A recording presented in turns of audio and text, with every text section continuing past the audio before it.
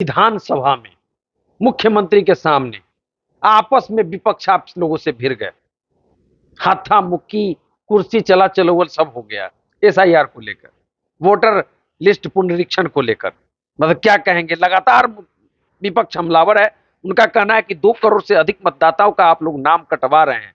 आप लोगों के ऊपर सीधा आरोप लग रहा है। देखिए, राजनीति में विरासत में मिला हुआ जो चीज रहता है, जिसका जो विरासत में मिला हुआ है, वही इन लोगों को विरासत में ही है। वही हंगामा, वही कुर्सी उठाकर पटकना, लाठी चलाना, कुर्ता के ऊपर वो ओढ़ लेना, गंजी पहन लेना, या इन्हीं के विधायक जो है मुन्ना यादव जी, जो मीनापुर विधानसभा से आते हैं, उस पर भी हम आ रहे हैं। ये देखिए किस तरह के भाषा का प्रयोग करते हैं।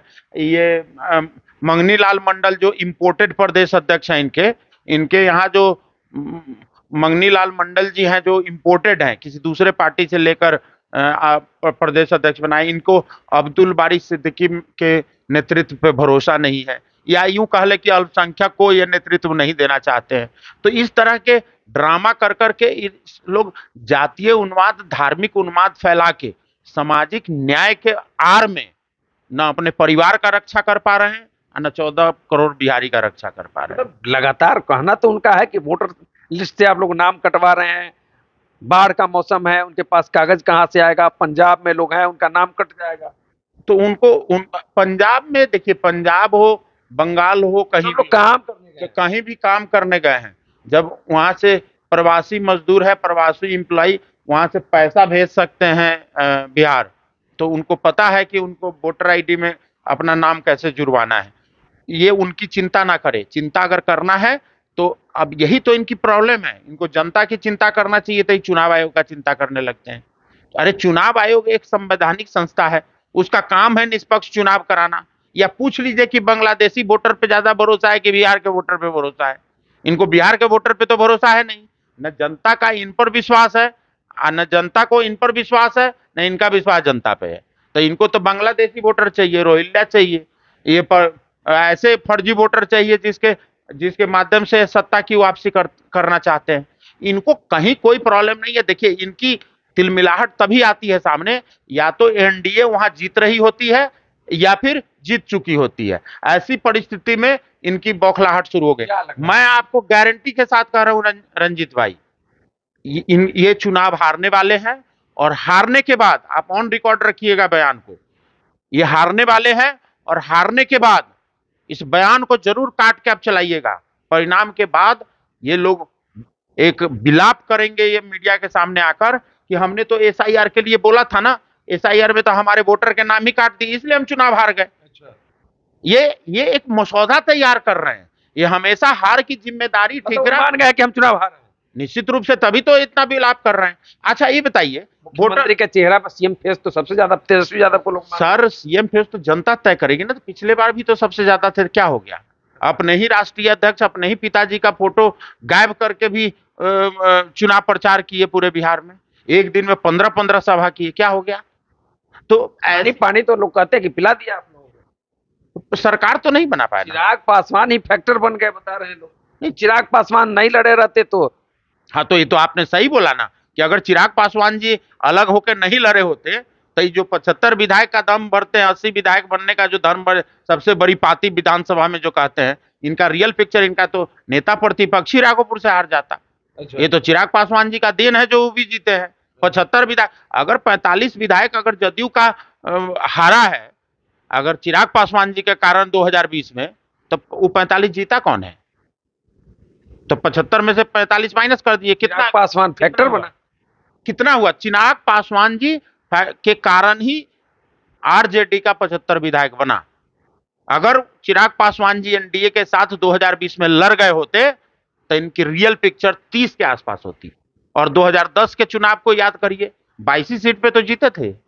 अरे, 2015 में अगर नीतीश कुमार जी गठबंधन ना किए होते, अब 20 में चिराग पासवान जी अलग न लड़े होते, तो इनकी तो राजनीति अस्तित्व खत्म थी। अब कहां राजनीति है?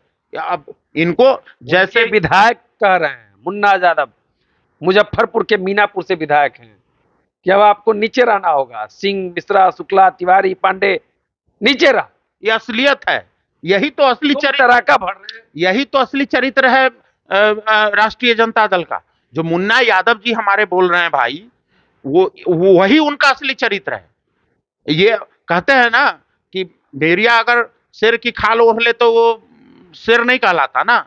ये नकली ए टू जेड की बातें कर रहे थे, ये तो प्रमाणित हो गया ना। अगर है हिम्मत, असली चेहरा आ गया, असली चेहरा आ गया। अगर है हिम्मत, आदरणीय नेता प्रतिपक्ष जी को मैं आपके माध्यम से मैं कहना चाहता हूं, अगर है हिम्मत तो उनको पार्टी से निकालिए 6 साल के लिए, और जिंदगी भर के लिए निकाल दीजिए, निष्कासित करें, निष्कासित करिए। नहीं तो सवर्ण सवर्ण आपके तरफ आप कैंडिडेट भी दीजिएगा तब भी आस्था नहीं व्यक्त करेगा।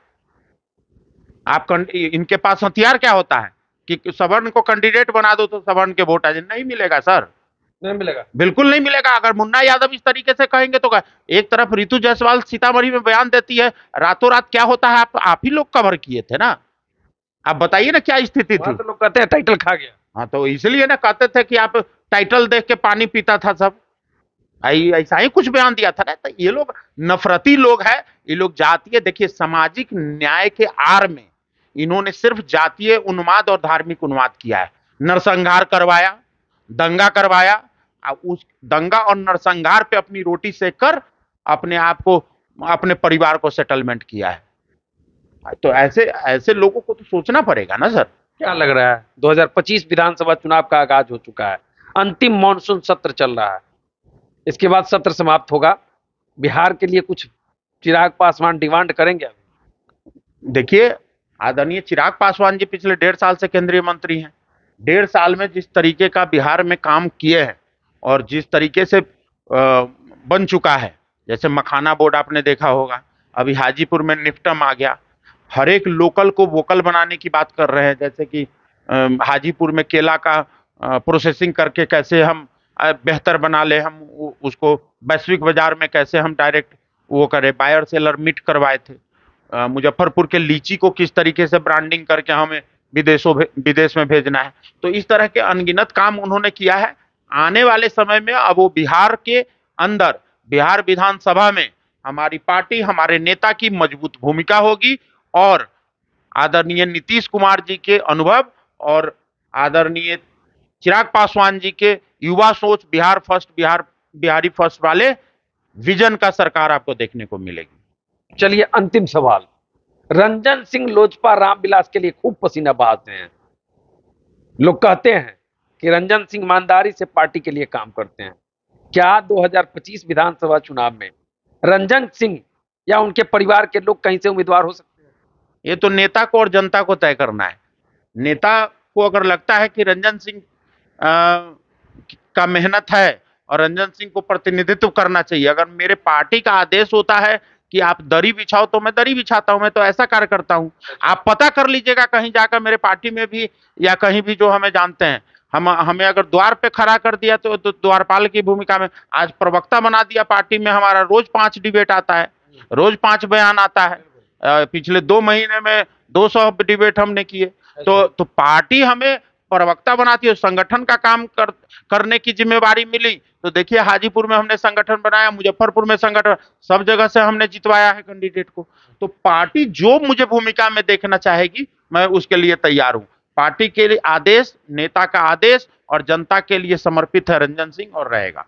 पार्टी के लिए समर्पित है रंजन सिंह, लोजपा रामविलास के प्रदेश महासचिव हैं। वहीं लोजपा रामविलास के प्रवक्ता के तौर पर लगातार डिबेट में शामिल हो रहा है, मुद्दों को लेकर लगातार आवाज उठा रहे हैं। और अभी हम लोग पटना में है, पटना से ये इंटरव्यू चल रहा था और इन्होंने कह दिया है कि आने वाले चुनाव में महागठबंधन को पानी पिलाएगी एनडीए।